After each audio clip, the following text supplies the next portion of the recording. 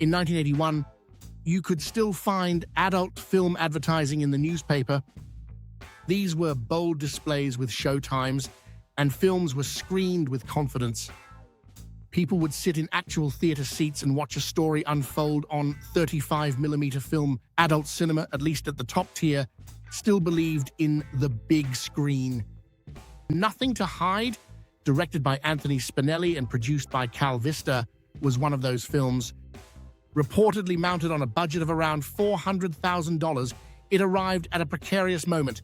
VHS was accelerating. Production costs were about to nosedive across the industry. Theatrical ambition was becoming a luxury item.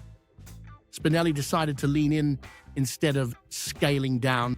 This wasn't a standalone gamble either. Nothing to Hide functions as a continuation of Talk Dirty to Me, Spinelli's earlier hit that centered on the character of Jack, played by John Leslie. There's no part 2 in the title, no overt franchise branding, but the connective tissue is unmistakable.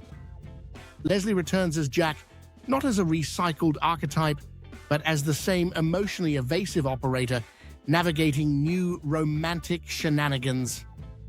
In an era before adult films routinely built serialized universes, Spinelli quietly extended his own. He understood something crucial. Audiences had latched onto Jack. The character had weight. He wasn't just a body moving through scenes. He was flawed, insecure, and occasionally self-aware. At Jack's side is Lenny, played by Richard Pacheco, whose more timid demeanor offsets Leslie's breezy extroversion. These differences in character and their friendship become the narrative backbone. Spinelli structures the film less as a string of encounters and more as a buddy story about masculinity, ego, and the collateral damage of sexual bravado. That thematic drive becomes even more interesting when you look at the writing credit. The screenplay is attributed to Mitch Spinelli, Anthony's son.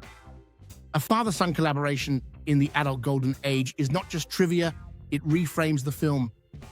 Anthony brought the seasoned director's eye, pacing, structure, the sense of when to let a conversation stretch and when to snap it tight. Mitch brought a younger generational perspective, writing at the dawn of the 1980s when the cultural hangover of the 70s sexual revolution was settling into something more complicated. The dialogue crackles with male defensiveness, competitive vulnerability, the constant negotiation between confidence and insecurity, and a genuine affection between the two leads. There's a subtle tension in that authorship. A veteran filmmaker who had spent years dramatizing the male libido, now collaborating with his son to interrogate it.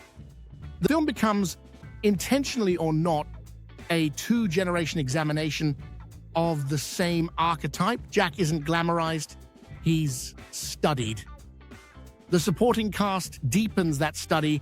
Erica Boyer appears as Carienda, bringing a grounded presence that cuts through the posturing. Tiger, credited here as Chelsea Manchester, plays Karen with a mix of warmth and knowingness.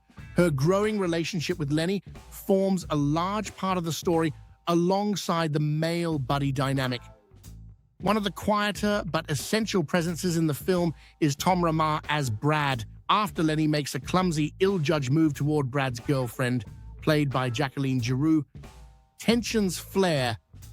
The situation ultimately leads to a confrontation between Jack and Brad, a moment that highlights Jack's instinct to take control and step in on behalf of his friend, reinforcing both his dominance in the social hierarchy and his loyalty within the duo. Visually, the film reinforces its ambition of the narrative. Shot on 35mm by cinematographer Jack Remy, Nothing to Hide carries a polish that separates it from the fast turnaround in productions that would soon define the video era. The camera observes rather than lunges. Interiors are cleanly composed. Blocking feels deliberate. Lighting helps to shape the scene. Even comedic beats are framed with classical restraint. And then there's the geography. Instead of defaulting to anonymous Southern California rentals, the production leaned into Northern California's coastal texture. The opening credits settle across Mount Tamalpais, as seen from Mill Valley, immediately establishing scale, air, and lush green landscape. Outdoor locations are then used throughout the film between the genre scenes, adding to an aesthetic that is expansive rather than cramped. Scenes unfold at 76 Lee Street in Mill Valley, where Jack and Lenny crash through a gate in a burst of reckless momentum. Magnolia Avenue in Larkspur provides small-town charm as characters stroll through recognizable intersections, with 473 Magnolia Avenue serving as Karen's front door. Later, the Pacifica Municipal Pier at 2100 Beach Boulevard becomes a windswept stage for encounters at the cable car canteen and along the beach.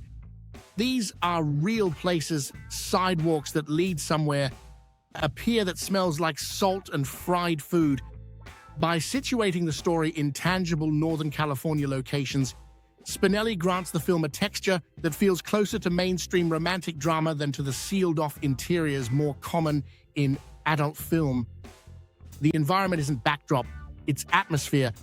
That choice was not cheap. Location shooting requires coordination, permits, and logistics. For a $400,000 mature feature in 1981, it signals confidence. The expectation was theatrical exhibition, urban adult cinemas, projectors humming, an audience settling in for more than quick gratification.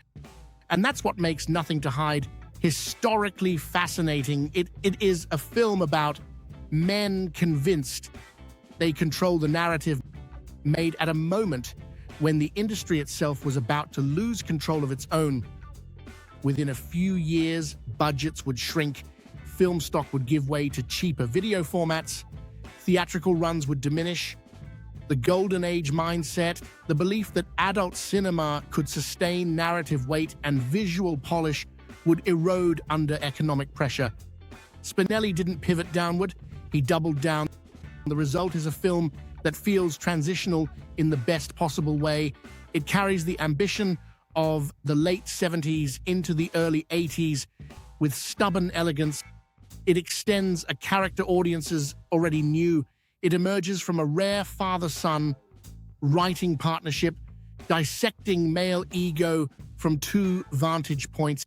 It plants its story in real California streets and coastal air rather than merely faceless interiors. Nothing to Hide isn't just another title in a crowded catalog. It is a snapshot of adult cinema at full stride, seconds before the ground shifted. A sequel without a number, a collaboration across generations, a theatrical feature made just as the curtain was beginning to fall.